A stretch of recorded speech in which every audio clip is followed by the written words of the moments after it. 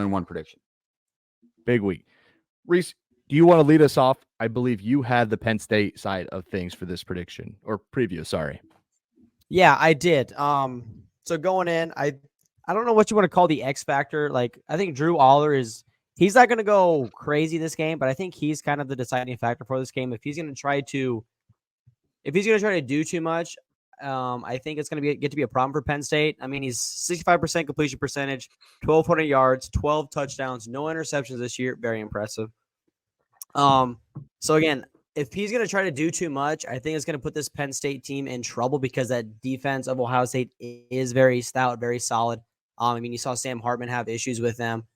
If he's going to get out of the pocket, try to be a hero, make those big throws. I'm sure we all saw that clip of somebody asking James Franklin, should you just throw it deep?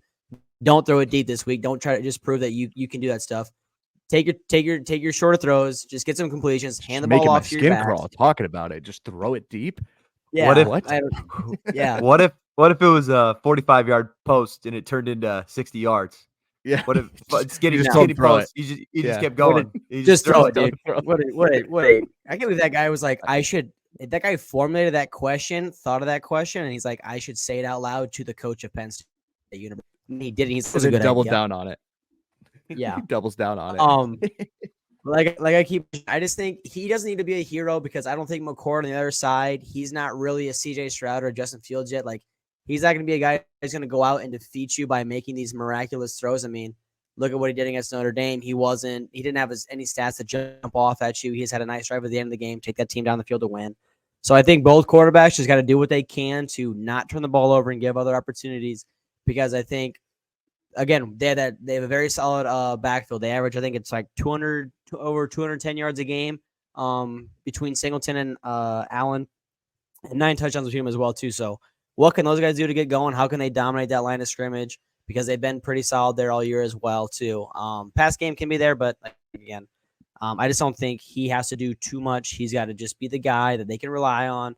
I don't got to go third down, 3rd and 10. I don't got to make a 30-yard throw. I just got to get to the chains. I got to do little things at a time. So that's my thing with him. Because I mean, their defense also is very solid too. I mean, you're looking at Kalen King, Johnny Dixon, Cam Miller are all pretty solid defensive backs for this Penn State team, who I think is first in the nation in scoring defense. I want to say, like how much they're giving up. It's like 8 or 6 per game or something like that. I want to say.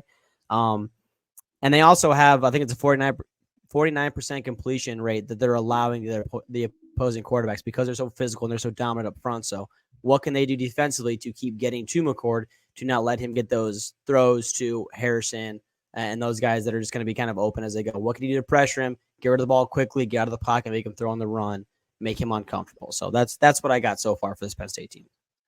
Yeah, I'd agree on a lot of aspects of that. I think you hit the nail on the head talking about the defense and the defensive front and the physicality they bring. Let's talk a little bit about the Buckeyes, right? This team has come out slow, it seems like, more often than not on the offensive side of things. I'm not talking about the defense. The defense has been good, but they have been slower offensively, getting McCord going, getting the running game going. That needs to kind of change. I don't think you want to get in a spot where you're coming out slow and maybe your defense doesn't show up as well. Maybe Penn State has a play scripted in that first series that pops when it gets a quick field goal, right? You need to come out a little bit speedier and kind of settle in faster. Like let's get our feet wet. Let's settle into the game, get the first hit and settle into a game. They've come out slow. And I just think that's one thing to pay attention to. They avoided the slip up spot last week with Purdue. They were ready to go. I thought they'd look ahead to this game and just not show up last week. I think they got healthier after last week. I know there's like Ibuka, Henderson, Williams all kind of sat out that game. Very different injuries, very different circumstances, but they got healthier and they won that game handily and gained a little bit of confidence. Any game McCord can gain confidence in is a huge boost for the Buckeyes. Defensively, they rank 2nd in the nation in yards per play, giving up 4, 22nd in yards per rush at 3.1. This defense is good, and this is not your average Ohio State defense. Like, you think about a year ago or 2 years ago, we're like, throw this team a top 50 defense. Well, now they're sitting in the top 20, top 25 of a lot of these statistics, right? They're doing what Ryan Day needed them to do. The Jim Knowles hires paying off. They're 6th in yards per completion and 6th in completion percentage. It's going to be tough to tell Penn State to go on the road and run the ball well And then you now have to get Allar comfortable on the road in his first really big environment, first big game of his career, right? That's going to be tough. That'll be a challenge for Penn State. I think Franklin will have something schemed up early to get a couple under his belt, quick completions in and out of the pocket. It'll be a ton of fun. Offensively, McCord's already shown that he can go win a football game for you, which I think is huge. Now he gets to play at home. That'll give him a little more confidence. Henderson and Williams didn't play last week. Egbuka is questionable. We're going to need to know that status a little bit more. You're going to need your top running backs.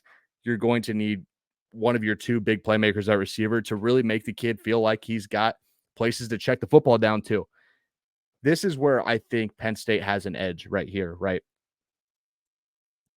The defense or the offense for Ohio State still hasn't figured out the run game. Like they're hitting big shots down the field, but that's because they have Emeka Egbuka. That's because they have Harrison Jr. The rush is 68th in yards per rush.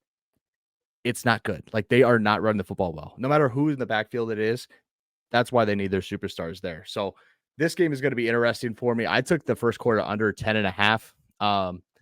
The game line fell quicker than I could get to it on the sports books. But what do you guys think? Let's go into prediction time. Parks or Schaefer, since you guys haven't touched on this game, what do you guys think of it? Schaefer, go ahead, talk about it. 2 quick points. When Day was asked about Henderson, Williams, and Egbuka, he said, I'm not going to get into all those guys, but hopefully we'll have all those guys back for Saturday. My guess is that 1 or 2 of them will be playing. I think you'll get Williams back. I think Egbuka is the bigger injury. Yeah, I think it's Williams was this more of a question. Like, keep him off. Kind of reminds me of a Jackson Smith and Jigba kind of scenario from last year. I think he's the guy that's not going to show up on Saturday. Quick point, like I'm just looking at the Penn State receivers, which one of them can be a playmaker for me. Keandre Lambert-Smith, Theo Johnson, Harrison Wallace, one of those guys. If you're going to win on the road, you got to make a big play. Channel your inner Jahan Dotson. Like you're going to need a playmaker like you're going to need to play somewhere. So that being said, I love the back seven for Penn State defensively. I think Abdul Carter in that linebacker core is probably one of the best in the country. So I will take Penn State in the points. I already did a little DraftKings, like got it up to 7, I believe. With a yes, so I got it up to 7 on DraftKings with a boost, and made it basically minus 110 for +7 on the road. So that's what I'm rolling with for Penn State. Perks, let's go to you. Yeah, so this is obviously a big game. I already touched on to go in that one-on-one scenario that I set up to set up the 3-way tie in the East. I really think that Penn State has looked better overall, but they haven't been tested as much. They kind of got into a dogfight early with Northwestern for a while. They did not look good against UMass for the first quarter and a half last week. I think that will be a big piece if they can't get going against Ohio State, where Ohio State will have the upper hand. To fill in my actual prediction, I need Ohio State to win. I think it's huge that none of these East crossover games to decide this they're all home and away, home and away. Nobody plays 2 home games in these 3 big spots. So I think Ohio State gets it done. I hope they get it done, but it's important for them to also establish a ground game, no matter who's back there, because you got to be able to run the football, run the clock down, because this Penn State team has offensive weapons. So I think Penn State, I think they'll lose by 3-7. I think the line's in a good spot. Okay, it'll be interesting to see where you go on the graphic that we'll release tomorrow. Reese, you want to go first? I'm just kidding. We'll get into Reese's later. Yeah. I'll take Penn State in the 4.5. Reese always keeps everybody around. I'll take Penn State in the 4.5. For my playoff prediction for Penn State, I think this is the one you got to have.